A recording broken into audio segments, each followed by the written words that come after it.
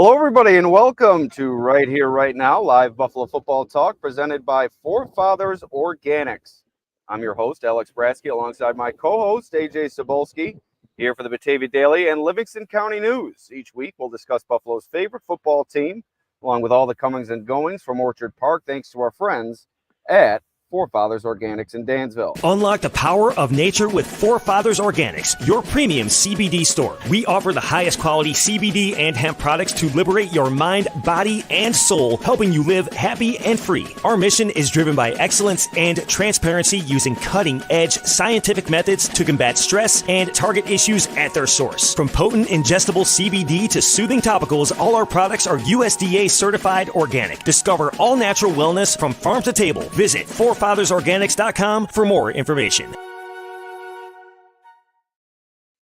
All right, AJ, let's get right to it. A pretty pessimistic day here at One Bills Drive for Bills fans as far as that's concerned. Former All-Pro linebacker Matt Milano sustaining an apparent left arm injury during positional drills during Tuesday's practice. He did not return to action during team drills. He remained on the field with the team, but had his helmet taken from him after meeting with trainers and working out that injured bicep/elbow area for a bit on the sideline. Not a good sign for Milano.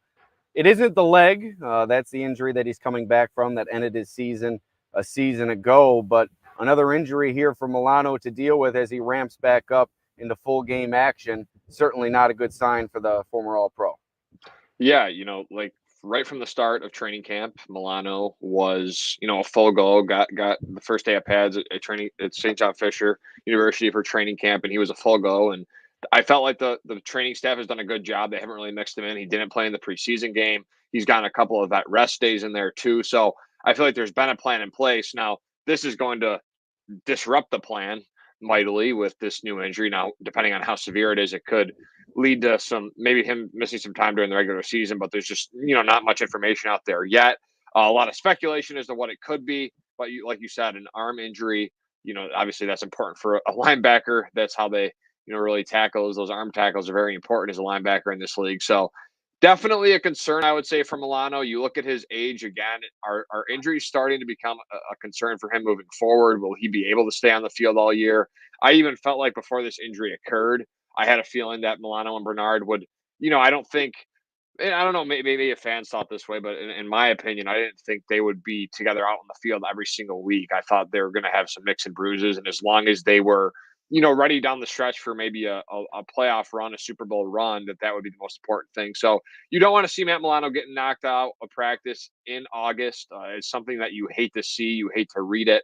It was obviously the biggest talking point of practice today. That's really all that matters. Kind of puts that 33-6 preseason loss, against the Bears in the rearview mirror when you have, an all-pro linebacker go down. So definitely a concern, and we'll see what comes of it, and if we'll get an update here this week. Yeah, the injury occurred while the Bills linebackers were going through tackling drills. It was unclear when or how the injury occurred. I got some video of the linebacking group going through those drills. It's posted to my X account at Alex Brasky. Also, some of the aftermath of Milano just kind of flexing his left arm and doing some push-ups, trying to test that injury. Bills fans shouldn't be pushing the panic button. Like you said, there is no clarification on the injury. We won't hear from Sean McDermott until Thursday. The Bills joint practice in Pittsburgh with the Steelers. So probably won't be updated until then. It'll just be a waiting game. But certainly nothing to panic about, judging based on the fact that he didn't exit the practice field and go back into the facility upon the injury happening. He remained on the practice field. He watched the rest of practice on the side, maybe just a little bit of a precaution, keeping him out of team drills. Like I said, we'll find out more on Thursday when Sean McDermott meets the media from Pittsburgh during that joint practice with the Steelers. There were many other injury updates stemming from Tuesday's practice session here at One Bills Drive, including general soreness reported by wide receiver Curtis Samuel. He missed Tuesday's practice. He was in shorts and a t-shirt and did not participate. A long list of others who also didn't participate on Tuesday included safety Cole Bishop. He was off the exercise bike, though, a light jogging session with athletic trainers, his first time doing so since sustaining that shoulder injury on July 30th. Fellow safety Mike Edwards, still with that hamstring injury, remained on the exercise bike. Offensive lineman Travis Clayton with a shoulder injury. Nicholas Moreau with a core groin injury. And edge Casey Toohill with a groin injury also remained sidelined.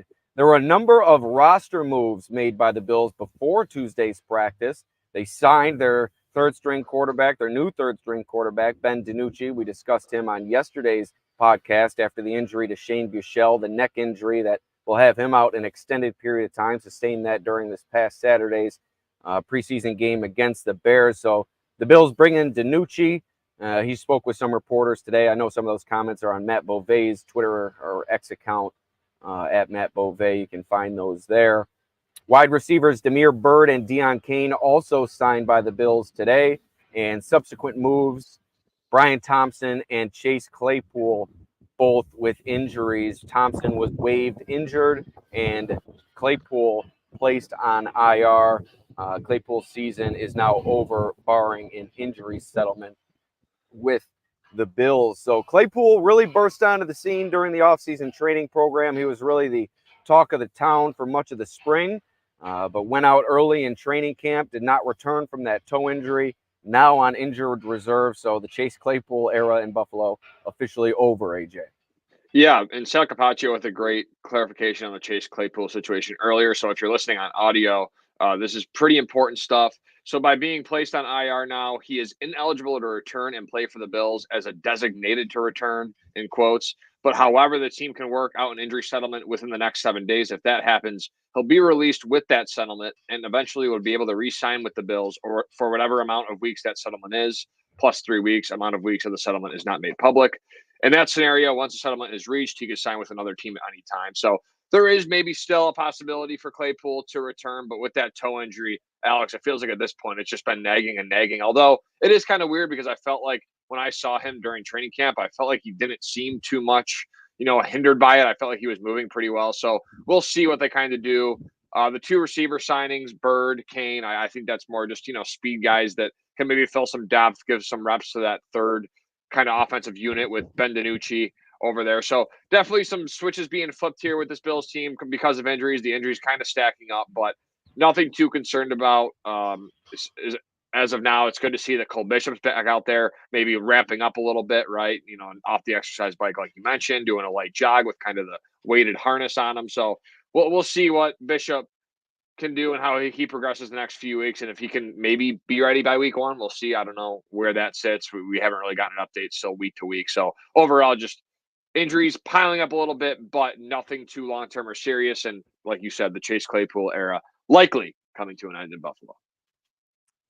Yeah, there was a bit of positive injury news to report from Tuesday's practice. Defensive tackle Daquan Jones did return to the practice field and was a full participant following an extended absence due to a groin injury. Jones hadn't practiced since August 4th.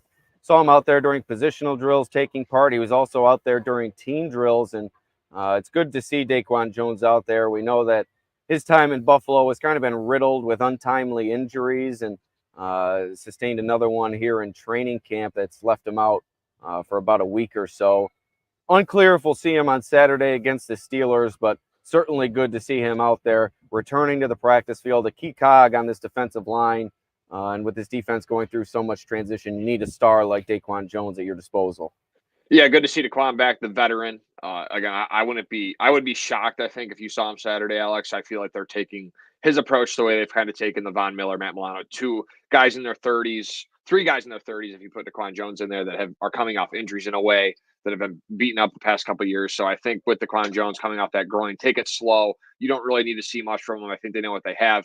Plus, I think it's good to give those, Austin Johnson, Dwayne Carter, Deshaun Williams, maybe some reps against those first team defenses to see what they can have when they have to count on them in a rotational role, or if a Daquan Jones or Ed Oliver does miss time during the regular season. So would not expect Jones to be out there on Saturday, but I think it's a good sign that he was back at practice today after missing a few days with that groin. Yes, and we have a question here a few minutes ago. If you missed the top of the show, there is no word on Matt Milano quite yet. Looked like a bicep or elbow injury, exited the practice field during positional drills, did not return during team drills. Won't get clarification likely until Thursday when the team heads to Pittsburgh for that joint practice. So that's it for the injury updates, AJ. A lot of injury updates to be had today. And about halfway through a quick podcast, why don't we thank our sponsor once again, Forefathers Organics in Dansville.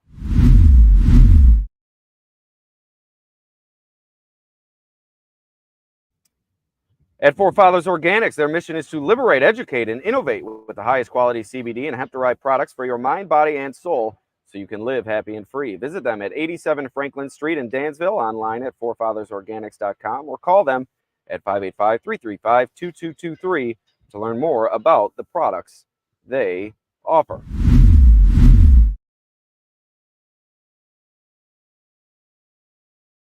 All right, AJ, two storylines that have prevailed here throughout the course of the offseason training program and training camp. The first of which is Tyler Bass's inconsistencies. The second of which, James Cook's drop issues. Where do you want to go here? Let's start with we've talked about it. I mean, it's been such a, let's go with Tyler Bass first. You start with Tyler Bass. Let's go. Let's start with Bass. 4 for 6 on his field goal attempts here on Tuesday. Successful on kicks from 30, 33, 43, and 47 yards, but missed kicks from 44 and 49 yards a day after another 4 of 6 performance. So 8 of 12 over the past 2 days at practice is Bass. Coming off a fine performance in the preseason game against the Bears, made 2 kicks in that one in windy conditions here at Highmark Stadium, but remaining inconsistent throughout training camp. And one of his kicks today went about 20 yards wide, it seemed like. So he's been maybe not wildly, but fairly inconsistent throughout training camp. And I think those inconsistencies starting to gain steam in terms of the concern level on part of Bills fans. And I think Sarah Larson, because you put out the report that he went 4 for 6, and I kind of quote-tweeted asking, like, how concerned are we? There was a mixture of responses, right? Some think that he's going to be okay, and it's kind of something that's very worrisome because, based off your reports and others on the beat about how he's done the last couple of weeks. And then finally, there's some that I think are concerned with the holding of Sam Martin. So I think there's a lot of parts to this because I think you can start to have a conversation. I mean, what has really Sam Martin? I know it was preseason. I know there was a lot of wind, but he put 2 punts on Saturday under 35 yards. If Tyler Bass isn't comfortable holding for him, you're not going to dump Tyler Bass, right? We talked about it yesterday. Right. I kind of brought it up like maybe they would add someone, but you quickly shut that down because of the contract, and that's not going to happen this year. So with you not getting rid of Bass, you really have no choice but to stick with him. So at this point, like, wouldn't you kind of rather trade off a punter that can maybe hold the ball better for Bass and maybe he could be more comfortable with than a Sam Martin? I don't know. But maybe it's a conversation they're willing to have following the second game or the joint practice if they see anything. I would not be shocked if they try to bring in another punter here just to see what they have, especially if Bass continues to struggle during the joint practice on Thursday and the preseason game on Saturday against the Steelers. There's been too many inconsistencies, and whether it's him, the holder, both of them, there might be a combination of things. The weather, I think the wind's obviously been a factor at some of these practices. So there's a lot of things going on. But overall, like we keep saying, Alex, until, I guess he's called upon in a big moment to make a big kick. And if he doesn't come through, I mean, that might force the Bills' hand in going for it more in certain situations. And, I mean, they're already a team that goes for it a lot, right? So I think you do have some concerns with Bass. And just I think the whole operation right now, I think is the bigger question to me. Yeah, you talk about all the extraneous factors. You talk about the holder, the weather, or this, that, and the other thing. I think the problem lies with Bass and his overall confidence. I think his confidence is shaken, and often when a kicker's confidence gets shaken, it's really difficult to regain that confidence. And you've heard Sean McDermott at every opportunity this offseason, he's tried to build Bass's confidence back up. Every single time he's made a kick, he's tried to make sure he points it out. One of his top positive takeaways from the preseason game, albeit there wasn't much positive to take away, was that Tyler Bass made a couple of kicks, and during training camp, often unprompted, bringing up Tyler Bass's progression. So I think the Bills are trying to reinstill that confidence within Tyler Bass, and I think so far it's been a struggle to do so, and I think that remains shaken within him following that rough season a season ago, that big miss in that Chiefs game.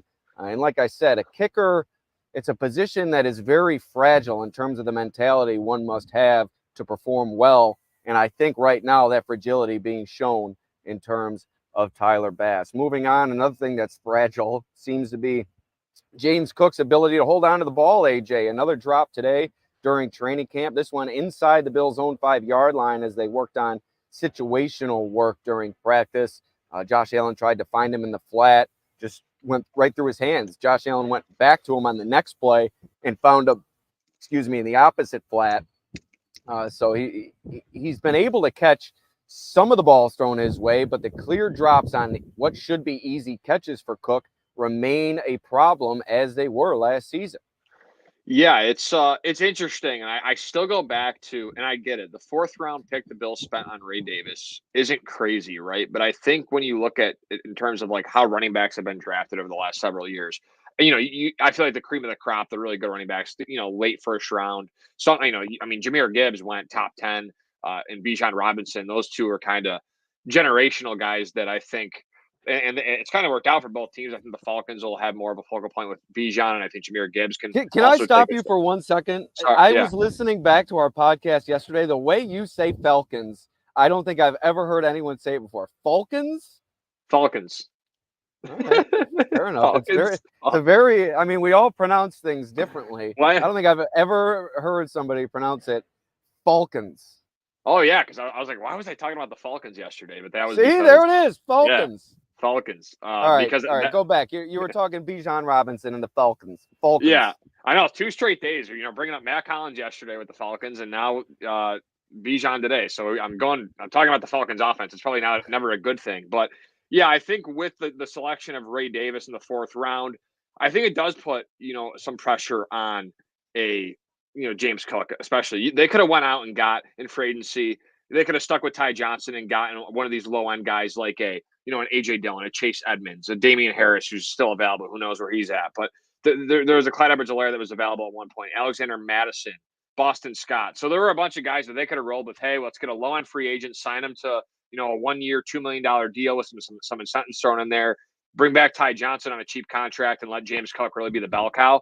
I think with the Ray Davis signing, they really believe that James Cook had a 55% snap share last year. I think that's where they want him around again. And I think Ray Davis will see about, maybe 30% of those snaps and then throw in Ty Johnson for 15%. There's your snap share with the running back room. And I think the more that James Cook continues to drop the ball, fumble the ball, you look at, they spent a 4th-round pick, back to my original point, on Ray Davis. They're going to utilize him. They think he's talented.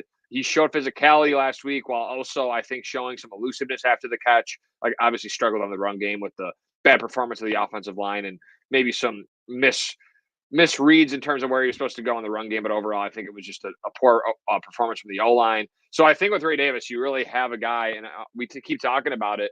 It feels like Ray Davis can really cut into James Cook's snap share if he continues to do this day in, day out like he's been doing. And it's clearly a problem. And it's going to show up, right? Like, we're going to have – I would be stunned if we're not having a conversation in the regular season talking about how the heck did James Cook not hold on to the ball. Now, it might not be like a game-changing play, but I still think we'll talk about it because it's been too consistent of a thing with James Cook for it not to just disappear all of a sudden. You mentioned Damian Harris. He did announce his retirement earlier this offseason after struggling with that frightening injury last year with the Bills. That's right. Harris has retired. But yeah, you mentioned there's still some veteran running backs out there, and you remember last season the Bills dipped their toe in the water with Leonard Fournette. That was running backs that were available. Like some of those were signed, not all available, but I'm just saying that they could have went that route. You know what I'm saying? They could have went that route. Okay, and they still could. You saw them sign Leonard Fournette late in the season, so I'm sure they're waiting for the Cook drop issue or something like that to crop up during the regular season, similar to the Bass issue, before they go out there and probe the free agent market and look for potential supplementation at those positions. You never know. Maybe they put a kicker on the practice squad at some time throughout the season. So I think maybe they cross that bridge come regular season time. But continued updates from the practice field, a bit more on the positive side. At least if you're looking for fine defensive plays. Taylor Rapp, a diving interception of Josh Allen early during team drills today. Rapp has been thrust into a significant role on his defense in his 2nd year in the system. Came along nicely last year, but now counted on much, much more as kind of the leader of the back end of that defense. And he hasn't popped too often, I would say, during training camp, just really remaining solid on the back end, not allowing many big plays to be made around him. But today he made a splash play going down low, picking the ball off the turf to come away with the takeaway off the arm of Josh Allen. Yeah, and one more thing. Still draft James Cook in fantasy. I think he's going to be productive even with the drop. So I think he'll still be a very high productive, high volume guy with the Bills offense. But it's still a concern. Yeah, with Taylor Rapp, I mean, it's funny because I feel like he was a box safety, right? Played more of the Jordan Poyer role throughout his career. Good tackler, good at like up against the box on the line of scrimmage, and that was somewhere where he thrived in LA. And now you feel like he's put in this position where he's kind of playing with Mike Edwards, DeMar Hamlin, and Cole Bishop, who are all, I think, the Jordan Poyer kind of type player, a strong safety, if you want to label it a position. I think with Taylor Rapp taking over the free safety spot, there were some questions in terms of, can he be a true, a good cover safety, right, in the NFL? Because I think with everything he's shown in the past, it's been, yeah, he's got great tackling ability. He can make some plays. He's very physical. But in the open field at the third level, can he, keep these receivers from winning over the top? And I think with Taylor Rapp's performance throughout camp, you mentioned the diving interception of Josh Allen today, the diving interception. I think with Rapp, you might have a guy that really can maybe play that free safety spot, and maybe those questions are lessened throughout the rest of camp if you can continue to put these days together. I feel like it's not been much bad with Rapp, right? You feel like his leadership's been there throughout all of camp. He's been consistently on the field, consistently available, and with this Bill safety room, that's probably the most important thing right now. Then that's why you see Taylor Rapp and DeMar Hamlin out there with the ones so consistently. But yeah, good sign for Taylor Rapp. Like what I've seen from him. I don't know if it's his natural position, but I think with all these reps he's getting and staying healthy, that's a good sign for this Bills secondary and what they might have at the safety room with Rapp. Yeah, and if you're just joining us, once again, Matt Milano injured today, exited the practice field during positional drills, did not return during team drills, appeared to be a left arm in the bicep or elbow area injury. Unclear of the extent. He remained on the practice field throughout practice just without a helmet and as a non-participant. Expect to be updated on Thursday during the Bills joint practice in Pittsburgh. Christian Benford also came up with a pass breakup and an interception today. He's had himself a fine offseason in training camp. Ball thrown by Mitch Trubisky, who also returned to the practice field today. Missed yesterday with a family matter, and Josh Allen was the only quarterback other than quality control coach Kyle Shermer throwing passes yesterday. Bills had a full complement of throwers during today's practice. A few more takeaways from the practice field before we get on out of here. AJ Epineza, solid pressure working against Deion Dawkins, probably a would-be sack of Josh Allen. A lot expected of Epineza. He's had himself a solid camp. Also, Cam Lewis and Javon Solomon combining for a would-be sack of Mitch Trubisky. Solomon's ability to rush the passer is really translated throughout training camp. I think still a lot of work to do to become that full, complete player, but his pass rushing ability already translating. Dewan Smoot flushed Allen out of the pocket with a nice pressure. Smoot's been impressive throughout training camp. His versatility, we've talked about inside, outside, now getting some pressure from that outside. There was also an exciting period of one-on-one wide receiver DB drills during Tuesday's practice.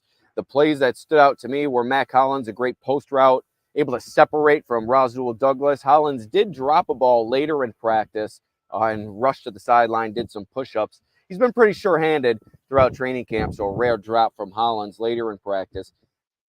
Josh Allen and Keon Coleman, they've tried to work that back shoulder throw throughout training camp. They weren't even close the first time I saw them work that opportunity. Then I think it was yesterday they were really close to connecting today. Coleman not aware that Allen was trying to work that again, wasn't ready for the pass. It fell incomplete. Mitch Trubisky connected with KJ Hamler deep down the right sideline. But however, Hamler's presence on the field during team drills starting to dwindle. He could be trending in the wrong direction here in terms of his ability to make the final roster. Josh Allen connected with Damiere Byrd. At least I think it was Josh Allen. I marked down Josh Allen. I'm 90% sure it was Allen to Byrd on a 15-yard post route over the middle. Byrd getting involved. Josh Allen also found Keon Coleman. Coleman separated from Cam Lewis deep down the right sideline. Allen found him.